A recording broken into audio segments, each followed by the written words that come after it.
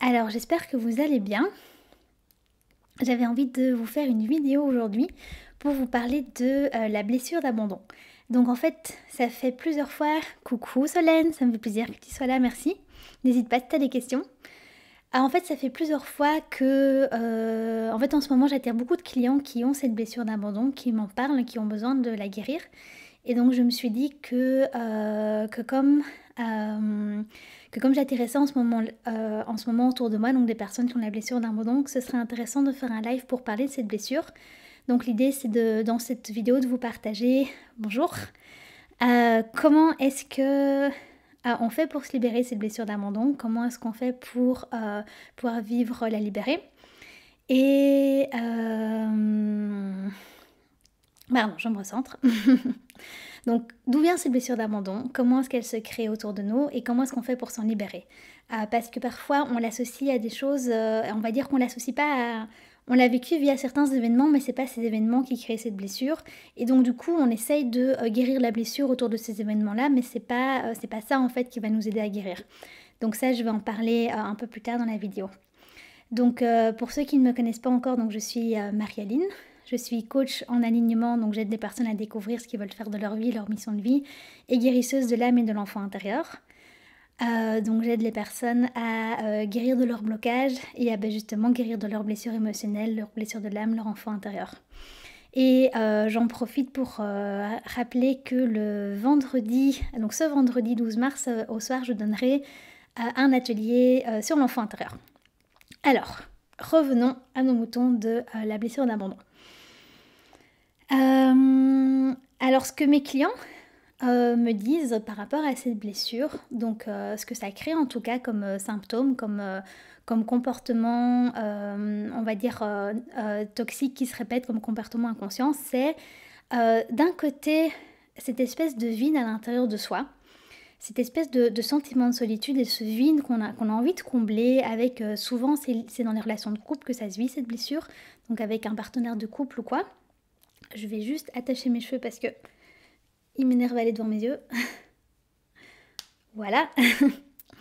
Donc d'un côté cette espèce de vide à l'intérieur de soi, de ce besoin de combler un manque, mais de l'autre côté, quand quelqu'un arrive entre guillemets pour combler ce manque, donc quand il pourrait se mettre dans une relation amoureuse ou quoi, ben il y a le cœur qui se referme en fait, et ils me disent je me rends compte que quand je suis face à quelqu'un où on pourrait se mettre en couple ou quoi, ça pourrait être bien, je sens que je me crispe, que je me ferme, que j'ose pas ouvrir mon cœur, que j'ose pas me révéler, que vraiment je me barricade derrière trois murs de fil de fer barbelés et je veux surtout pas ouvrir mon cœur quoi. Et donc évidemment ça c'est souvent lié à des blessures qu'ils ont vécues par rapport à des relations amoureuses, à des relations de couple et tout ça, où bah, ils ont eu l'expérience d'ouvrir leur cœur, d'avoir été blessés, donc du coup bah, ils osent plus trop l'ouvrir. Et souvent ils reliaient ça justement à des blessures d'abandon. Donc par exemple un partenaire qui est parti du jour au lendemain sans donner de nouvelles, ou des ruptures qu'ils ont vécues comme un abandon, ce genre de choses. Et alors ce que d'autres me partageaient aussi, c'était un peu quand ils étaient en couple, ils se rendaient compte que il y avait un peu cette possessivité, cette jalousie qui se mettait quoi. Comme ils avaient cette peur d'abandon, du coup quand des gens, eux se mettaient en couple, ils surveillaient, ils avaient peur, ils étaient possessifs, ou alors ils se sentaient, dès qu'ils étaient en couple, ils avaient peur d'étouffer quoi. Ils se sentaient un peu enfermés. Alors donc voilà, ça c'est un peu pour moi les symptômes de la blessure d'abandon, c'est d'un côté avoir cette espèce de... On se sent abandonné, on se sent seul et donc on a envie de combler ce sentiment de solitude. Bonjour à toutes les personnes qui se sont rejoints, merci. N'hésitez pas si vous avez des questions, je regarderai, je répondrai. Donc d'un côté, c'est comme on se sent abandonné, on a cette espèce de manque, de vide à combler qu'on a envie de remplir. Et de l'autre côté, cette peur justement de se refaire abandonner et donc un peu cette contradiction de en même temps j'ai envie d'être avec des gens pour bonjour butterfly pour combler ce vide et en même temps j'ai peur, mon cœur se ferme dès que je suis avec quelqu'un parce que j'ai peur de me refaire abandonner. Alors pour la petite histoire, moi la blessure d'abandon je l'ai surtout vécue pas avec des des couples, mais plutôt dans des relations de meilleurs amis. Donc moi, quand j'étais ado, c'était hyper important pour moi d'avoir un meilleur ami, d'être sûr que ce meilleur ami, ben, j'étais aussi sa meilleure amie, quoi. Et si j'étais pas sa meilleure amie, j'étais triste, je me disais c'était quoi mon problème et ça me faisait peur, enfin voilà. Et tout ça, en fait, c'était dû à un épisode donc en la fin de mes primaires. Donc à la fin de ma 6e primaire, donc j'ai eu un épisode un peu difficile. Donc j'ai justement celle qui était ma meilleure amie pour moi à l'époque, qui m'avait fait un peu un petit coup de poignard dans le dos. Donc sur le coup, c'était plutôt une blessure de trahison. Donc voilà, c'est vécu avec le filtre d'un enfant de 10-11 ans. Donc ce qui est super grave pour un enfant de 10 ans, bah, ça l'est beaucoup moins pour un adulte. Et donc du coup, je suis rentrée dans l'adolescence avec cette blessure, avec cette peur. Et donc j'ai un peu, dès que j'avais un meilleur ami, je devenais hyper possessive avec ce meilleur ami. Et donc du coup, cette personne-là, ça lui faisait peur et donc il partait en courant, quoi. Ou alors, ça c'est arrivé aussi, donc soit la personne fouillait, elle partait en courant et donc une bonne grosse couche de la blessure d'abandon, ou alors je m'attirais des bourreaux. Parce que ça, c'est une autre conséquence de la blessure d'abandon, c'est d'attirer des bourreaux en fait.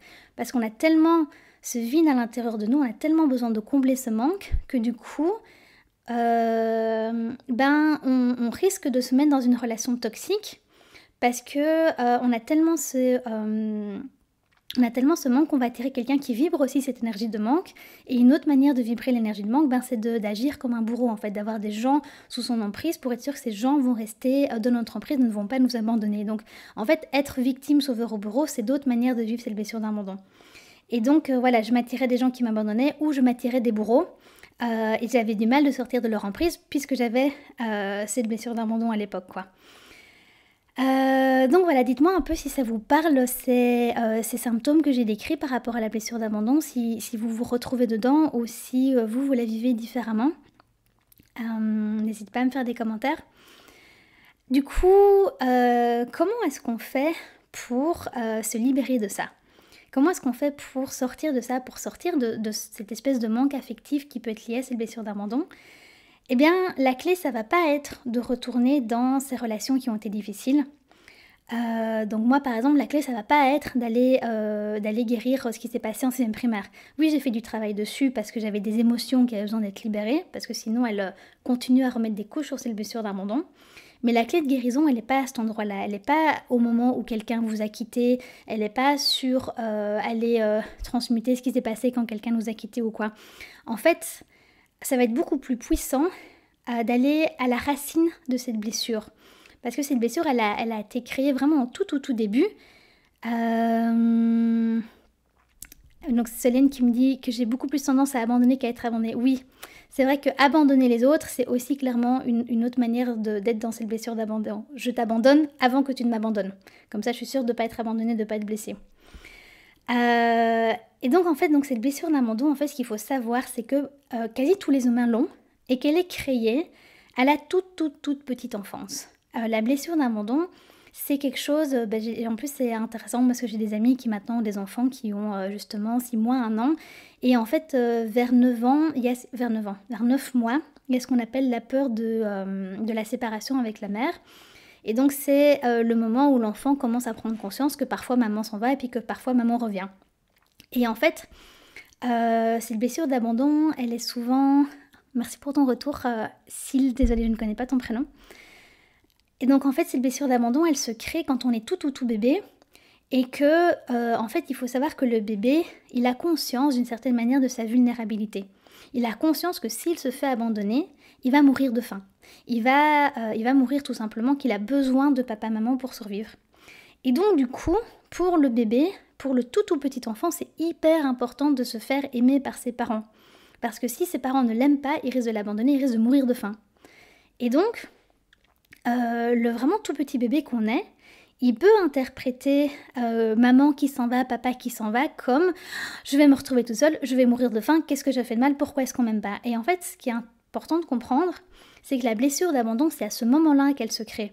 C'est pas quand on vous a quitté à 15 ans, c'est pas quand vous avez une rupture difficile, c'est pas quand mes amis, quand mes meilleurs amis partaient quand j'avais 12-13 ans, c'est pas à ce moment-là que ça se crée. Ça, c'est plutôt des couches qui vont se remettre au-dessus ou c'est plutôt notre blessure d'abandon qui attire justement ce genre de situation. Mais la blessure d'abandon, elle se crée beaucoup plus tôt. Elle se crée quand on est bébé. Sauf que souvent, Ça, je remarque aussi avec mes clients, on n'en a pas conscience parce que de un, on est bébé, on s'en souvient pas, et puis de deux, on n'a pas souvent envie d'aller voir ça. Soit parce que bah, justement, on n'a pas eu une enfance facile, on n'a pas envie de retourner là-dedans, c'est pas agréable. Ou alors, bah, justement, on a eu des parents qui ont fait de leur mieux. Et on se dit, bah non, mes parents, ils m'ont pas abandonné, ils ont été bien, j'ai pas envie de leur en vouloir, j'ai pas envie d'être fâchée contre eux. Et donc souvent, on gratte à la surface, on tourne autour de la surface au lieu de rentrer dans le fond de bah, vraiment ce petit bébé qui a besoin d'attention, parce qu'on a un peu peur de trahir ses parents, on a un peu peur ou de retourner dans des trucs difficiles. Alors là, ça va vraiment être important de faire la part des choses. Reconnaître qu'on a eu des blessures quand on était bébé ne veut pas dire que nos parents ont mal fait les choses, ne veut pas dire que nos parents sont des mauvais parents. Ça veut juste dire que bah, le bébé a interprété comme il a pu ce qu'il y avait autour de lui.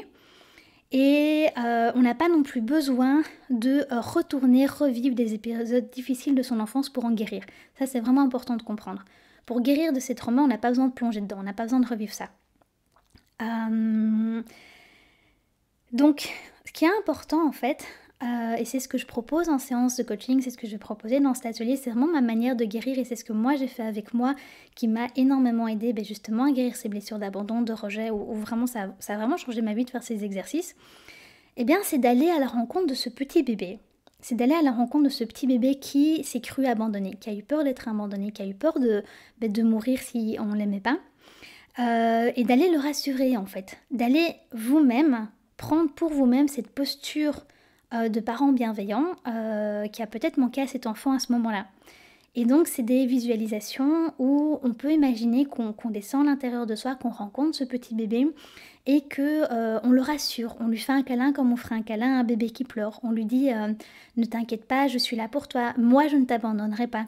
Parce que finalement quand on a une blessure d'abandon, la première personne qui nous abandonne, c'est nous-mêmes. Ça, c'est important de comprendre aussi. On peut changer toutes les blessures par moi-même, en fait. Blessure de rejet, on me rejette, je me rejette moi-même. Blessure d'abandon, on m'abandonne, je m'abandonne moi-même. Donc, par exemple, je vais attirer un bourreau et je vais m'abandonner. Au lieu de mettre non, de mettre mes limites, je vais le laisser faire n'importe quoi avec moi. C'est une manière de m'abandonner, par exemple. Ou alors, je vais m'abandonner, je vais me faire des sabotages pour ne pas attirer pour justement faire en sorte que les gens aient pas envie de rester avec moi et tout ça, me prouver que j'ai bien raison d'être abandonnée par exemple.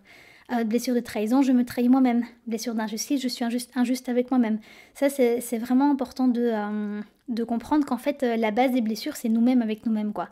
Mais donc, du coup, la clé de la guérison, ça va être nous-mêmes avec nous-mêmes. Et c'est ça la bonne nouvelle en soi. Et donc, l'abandon, c'est de se montrer que non, on ne va pas s'abandonner, que non, on va être là pour nous-mêmes. Que oui, moi je peux faire un câlin à ce petit bébé à l'intérieur de moi et lui dire moi je suis là pour toi, moi je vais prendre soin de toi, moi je vais te rassurer. Donc ça c'est assez simple comme technique et c'est hyper efficace et moi c'est ce que j'ai fait, ça m'a vraiment aidé. Donc c'est vraiment quelque chose que je vous invite à faire, c'est d'aller à la rencontre de ce petit enfant à l'intérieur de vous et de le rassurer et de lui dire moi je suis là pour toi, moi je ne t'abandonnerai pas, je vais répondre à tous tes besoins, je vais dire non quand ce sera important de dire non, je vais respecter tes limites. Donc voilà, si vous avez des questions, n'hésitez pas à me les poser. Donc tout ce que...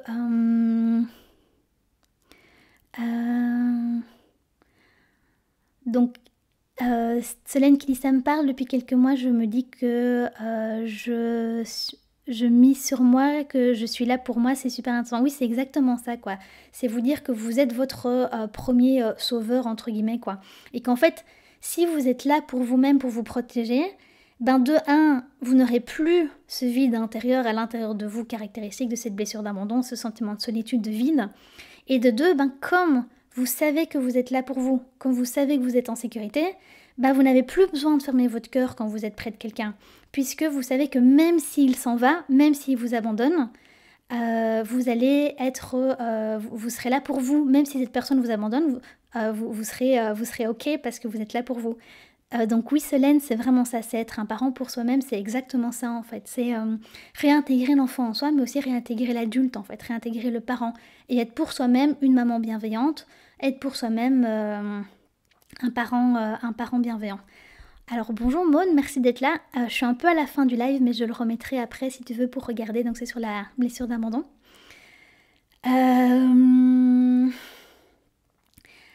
Qu'est-ce que j'ai... Oui, et donc un peu en conclusion, donc cette vidéo m'est venue aussi en écoutant du Bob Marley, en écoutant No Woman No Cry, parce que il dit à un moment donné que and when I'm gone, bon désolé pour mon accent, when I'm gone, everything is gonna be alright. Et c'est vraiment ça en fait la blessure d'abandon, c'est se dire bah, même si cette personne s'en va, je serai en sécurité, je serai alright, je serai bien parce que je suis là pour moi-même, parce que je peux moi-même m'apporter ça à moi-même quoi. Donc voilà, j'espère que ça vous a parlé. C'est le parcours que moi je vais proposer dans l'atelier sur l'enfant intérieur que je donnerai ce vendredi à 18h30. Donc si vous n'êtes pas là ce vendredi, vous pouvez toujours vous inscrire parce qu'il y aura le replay qui serait disponible. Et j'ai remarqué qu'en général les questions sont très... Salut Stéphanie, je suis contente que tu sois là. Donc souvent les questions sont très en synchronicité et donc du coup, même si vous n'êtes pas là, pardon, merci Solène. Excusez-moi. Même si vous ne serez pas là pour me poser vos questions, sachez que les questions des participants seront plus que probablement en résonance avec vos propres questions à vous. J'ai déjà expérimenté plusieurs fois, moi-même en donnant mes ateliers, mais aussi en m'inscrivant dans les ateliers, en les regardant en live. Puis j'étais là hyper surprise de voir que quasi toutes les questions étaient... Enfin, j'aurais pu poser ces questions-là. Et donc du coup, bah, c'était aussi bien de le regarder en live parce que c'est... Enfin, si cette personne m'a attirée, c'est parce qu'on... C'est pas pour rien, quoi. Et c'est pas pour rien pour les autres. Bref. Donc voilà, si vous êtes intéressé, je donnerai cet atelier ce vendredi. Donc je vais commencer par expliquer vraiment c'est quoi les blessures de l'âme, les blessures émotionnelles. Comment est-ce qu'on fait pour s'en libérer? Je parlerai de l'enfant intérieur parce que pour moi c'est vraiment la clé de guérison de l'âme, c'est au niveau de l'enfant intérieur parce que c'est pendant l'enfance que toutes nos blessures de cette vie-ci, mais aussi de nos vies intérieures se créent. Et donc du coup, quand on va travailler sur l'enfant intérieur, on travaille aussi sur nos blessures karmiques et ainsi de suite. Et puis ensuite, je proposerai un exercice de guérison. Donc je vous ferai aller à l'intérieur de vous, faire ce câlin à l'intérieur de vous-même pour vous guérir. Et puis ensuite, je répondrai aux questions des participants pour les aider justement à cibler c'est quoi exactement leur blessure, qu'est-ce que leur petit enfant aurait besoin à ce moment-là pour guérir, pour les aider à guérir quoi. Et alors faire ça en groupe c'est toujours beaucoup plus puissant, c'est vraiment chouette parce que l'énergie est démultipliée, donc c'est exponentiel dans toute l'énergie de guérison que chacun se met pour soi et que moi je mets pour le groupe est exponentielle au nombre de gens qui sont présents. Donc les exercices de guérison en groupe sont vraiment hyper puissants, c'est vraiment super chouette. Donc voilà, j'espère vous voir présent. Moi j'ai hyper envie de vous donner cet atelier, ça va être super chouette. Et je remercie à toutes les personnes qui étaient là et qui ont regardé ce live ou qui regarderont en replay. Et si vous avez des questions sur la blessure d'abandon, n'hésitez pas à les mettre en commentaire ou à venir en MP, ça me fera plaisir de vous répondre et, par rapport à ça. Donc voilà, je vous souhaite à tous une belle après-midi et j'espère à vendredi. Bisous.